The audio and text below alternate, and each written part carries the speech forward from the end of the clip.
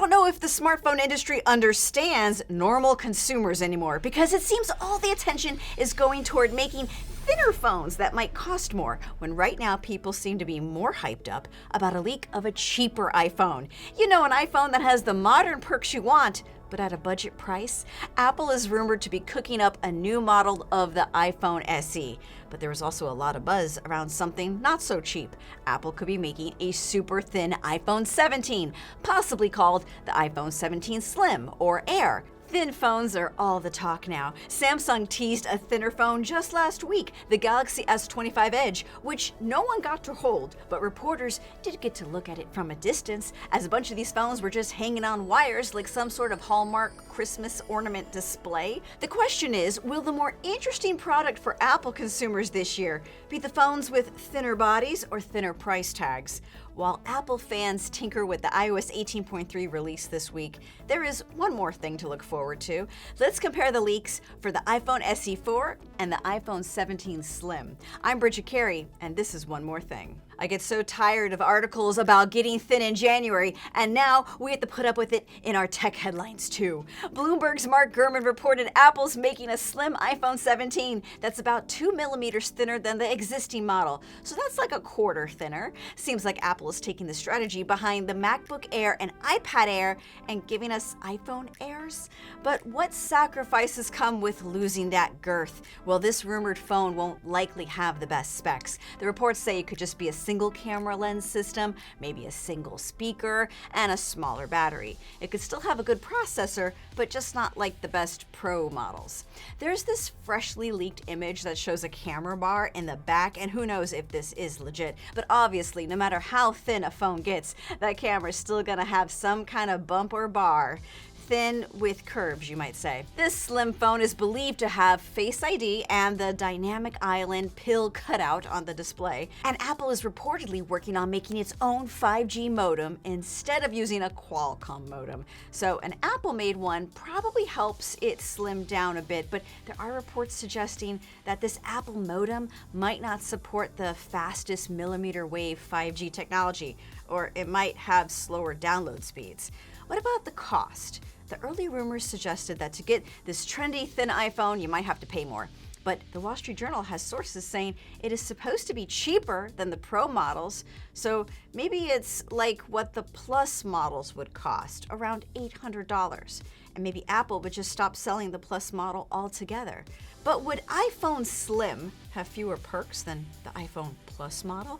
It's too early to tell, so we'll have to see what sacrifices might come with a thinner body at the same price tag. All of this would likely be part of a September launch with the other iPhone 17 models. However, another iPhone can come much sooner, like March or April, and that would be a remodeled version of the iPhone SE. This fourth version of the SE would be a significant design change that bids farewell to the home button and Touch ID on iPhones, and it says hello to Face ID and a USB-C port. This video leak posted by Meijin Bu, if this is in fact the real deal, it shows that the next budget iPhone would have an action button, but no camera control button, and it doesn't look like it has the pill cutout of the dynamic island, but rather it uses a notch. It's hard to know how accurate this leak is when other leaks this month have shown alternative bodies. Twitter leaker Sonny Dixon has dummy units showing a mute switch. But I think the bigger deal is going to be if Apple keeps this budget iPhone at the same price, because that's the whole point of this model. The current SE costs about $430. Now, if there is a price bump, even if it's slight, it might be because this model is likely to switch from LCD to OLED screens, as several reports have pointed out to. But if you're looking at what would get people more excited in the end, it's going to be paying less for a solid iPhone system that has good battery life with the modern perks of Apple Intelligence, rather than paying more for something that is thinner just for the sake of looking different. Let's wait and see what Apple has to offer us.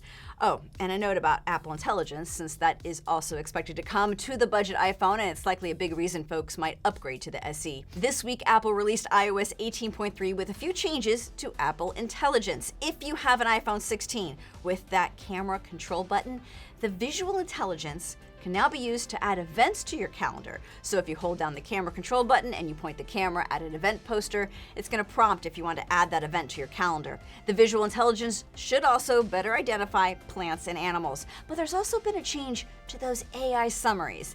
Now they are in italics, so you can quickly tell if it's an AI summary and not the actual message. You can also turn them off from the lock screen.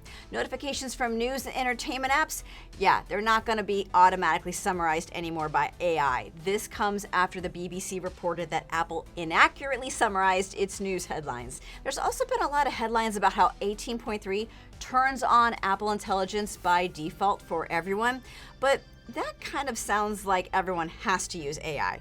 And it really is still just a toggle switch. I had Apple Intelligence turned off, then after I updated the iPhone, it remained off for me.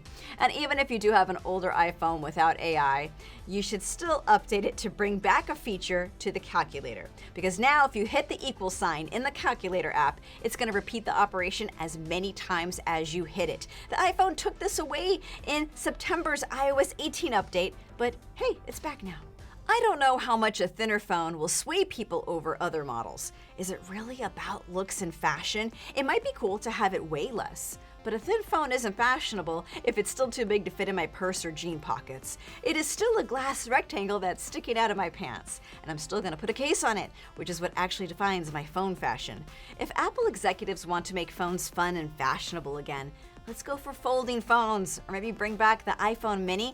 In fact, let's go iPhone super duper mini. Maybe Apple could just ask Ben Stiller for advice on this. He's an Apple employee now. I'm sure he would be happy to help when he's not working on severance. Let me know your thoughts. Sound off in the comments if you're more curious about the iPhone Slim or iPhone SE rumors. And I'll catch you next week with one more thing.